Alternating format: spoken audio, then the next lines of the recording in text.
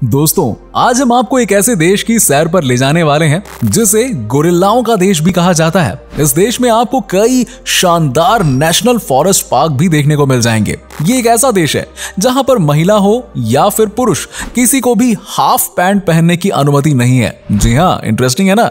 दोस्तों, आज हम आपको अफ्रीका के देश युगांडा की सैर पर ले जाने वाले हैं। इस देश की खूबसूरती के बारे में बहुत ही कम लोग जानते हैं, लेकिन यदि आपको प्रकृति से प्रेम है और कुछ दिन नेचर को बहुत करीब से देखना चाहते हैं तो फिर देर क्यों, ये देश आपके लिए एक परफेक्ट टूरिस्ट डेस्टिनेशन हो सकता है। इस वीडियो में हम आपको युगांडा के कल्चर और वहां के लोगों के बारे में बताएंगे। साथ ही इस देश में आप कौन कौन सी जगह घूमने जा सकते हैं ये भी हम आपको इस वीडियो में बताएंगे, लेकिन इसके लिए आपको वीडियो में अंत तक बने रहना होगा। तो चलिए दोस्तों, अब आपको ले चलते हैं युगांडा की वर्चुअल सैर पर। Let's start the video.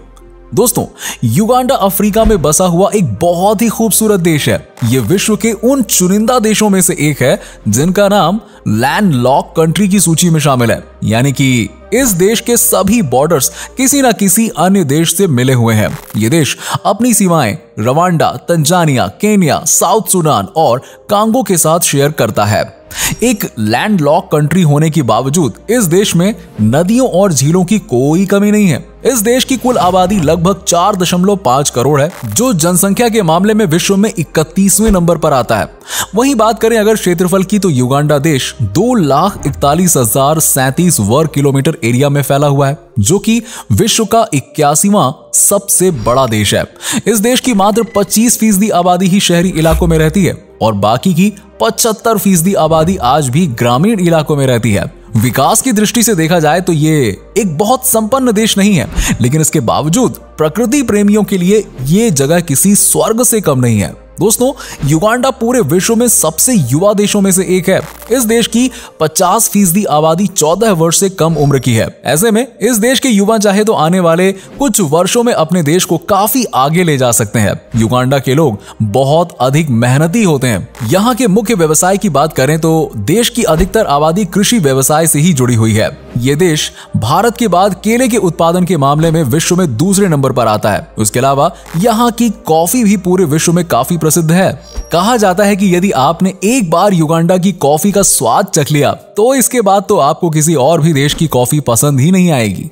यहाँ पर अरेबिका और रोबस्टा दोनों ही तरह की कॉफी का उत्पादन बड़े पैमाने पर किया जाता है। इस देश की कॉफी की क्वालिटी का कोई मैच ही नहीं है। इसके अलावा यहाँ पर कपास की खेती भी की जाती है। इस देश में बहुत सारी झीलें और नदियां होने के कारण यहाँ पर खेती के लिए पानी की कोई समस्या नहीं है। विश्व की सबसे बड़ी नदी यानी कि नील नदी का सोर्स भी युगांडा की ही नदी है। आपको जानकर हैरानी होगी कि युगांडा में हाफ पैंट पहनने पर प्रतिबंध लगाया हुआ है। आप चाहे महिला हो या फिर पुरुष, आप यहाँ पर बरमूडा या शॉर्ट्स पहनकर नहीं निकल सकते, जैसे कि हमारे देश में होता है।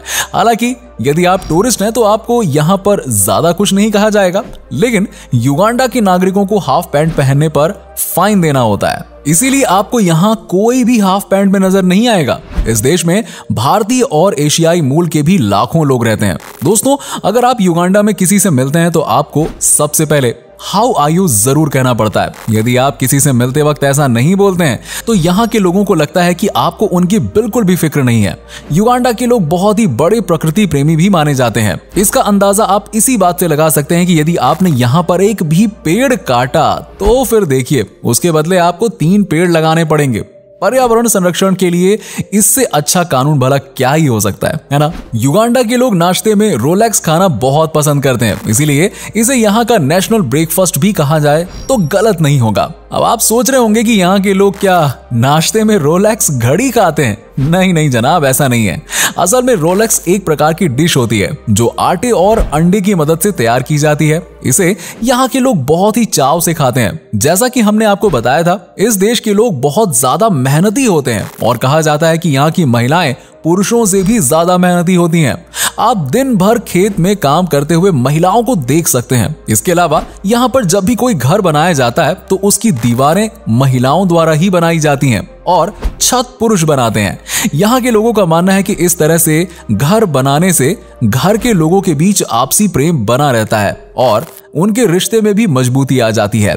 युगांडा के लोगों के पास बहुत अधिक पैसे तो नहीं होते हैं, लेकिन यहाँ के लोग बहुत बड़े दिलवाले माने जाते हैं। यहाँ पर सैलानियों का बहुत अच्छी तरह से ध्यान रखा जाता है। युगांडा की आधिकारिक भाषा अंग्रेजी और स्वाहिली है। यहाँ पर सैलानियों और विदेशी पर्यटकों को मुंजुगु कहा जाता है। इस देश में अमीर और गरीब वर्ग में बहुत अधिक अंतर है। यहाँ आपको मिडिल क्लास फैमिली बहुत ही कम देखने को मिलेगी। यहाँ या तो लोग अमीर होते हैं या फिर गरीब। इस देश की 1/3 आबादी गरीबी रेखा के नीचे अपना जीवन यापन करने को मजबूर है। अमीर और गरीब के बीच का ये अंतर यहाँ हर वर्ष बढ़ता ही जा रहा है। इसे कम करने के लिए यहाँ की सरकार प्लानिंग भी कर रही है। इस देश में आपको गाड़ियां बहुत ही कम देखने को मिलेंगी, या यूं कहें कि 2-3 बड़े शहरों को छोड़ दिया जाए तो आपको गाड़ियों के दर्शन ही मुनासिब नहीं होंगे। जी हाँ, यहाँ टैक्सी के तौर पर भी बाइक का ही इस्तेमाल किया जाता है। हालांकि सबसे बड़ी संख्या में लोग साइकिल चलाना ही पसंद करते हैं। दुनिया का दूसरा सबसे छोटा चर्च भी युगांडा में ही बना हुआ है। 1966 में बने इस चर्च में पादरी को मिलाकर कुल 3 लोगों के खड़े होने की ही जगह है। यहाँ आने वाले सैलानी इस विशेष चर्च को देखने जरूर आते हैं। इस चर्च को लोग बिकू हिल के चर्च के नाम से जानते हैं।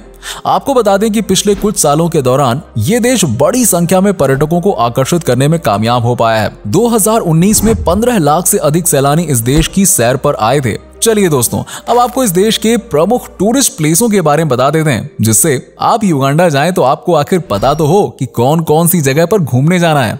बिबिंडी impenetrable forest national park. Uganda की खूबसूरती अगर आपको देखनी है ना, तो आप यहाँ के अलग अलग नेशनल पार्क की सैर पर बस एक बार जरूर जाइए।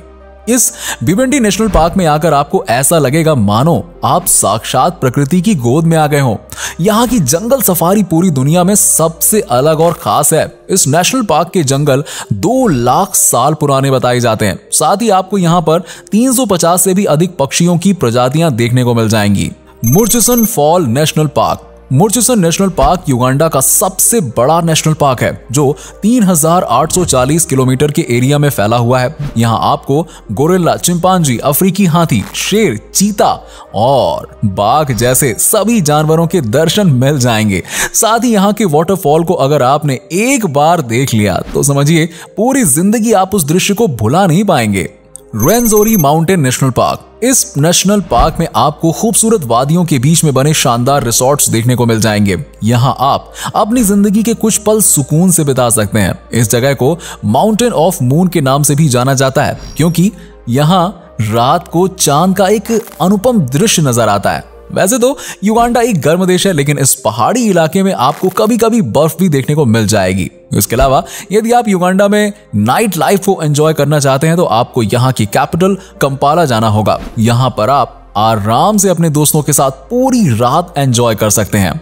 यदि आप युगांडा घूमने का प्लान बना रहे हैं ना, तो आपको वीजा के लिए ऑनलाइन अप्लाई करना होगा। यहाँ की करेंसी युगांडा शिलिंग है और 1 भारतीय रुपए लगभग 48 शिलिंग के बराबर है। लेकिन इसके बावजूद यहाँ घूमने के लिए 1 लाख पर पर्सन के हिसाब से आपका खर्च आएगा। जेब पर थोड़ा ज्यादा है देश के अकॉर्डिंग। दोस्तों, ये था अफ्रीका का एक बेहद ही खूबसूरत और अद्भुत प्रकृति सौंदर्य से सुशोभित युगांडा देश। आशा है आपको हमारी वीडियो पसंद आई होगी। आगे भी हम आपके लिए इसी तरह की ढेर सारी रोचक वीडियोस बनाते रहेंगे और हमारे उत्साहवर्धन के लिए आप हमारी वीडियोस को लाइक करें और अधिक से अधिक शेयर करें। दोस्तों, आज के लिए फिलहाल इतना ही। आपसे फिर मुलाकात होगी एक नई वीडियो में और ढेर सारी रोचक जानकारियों के साथ। चलिए मिलते हैं आपसे फिर।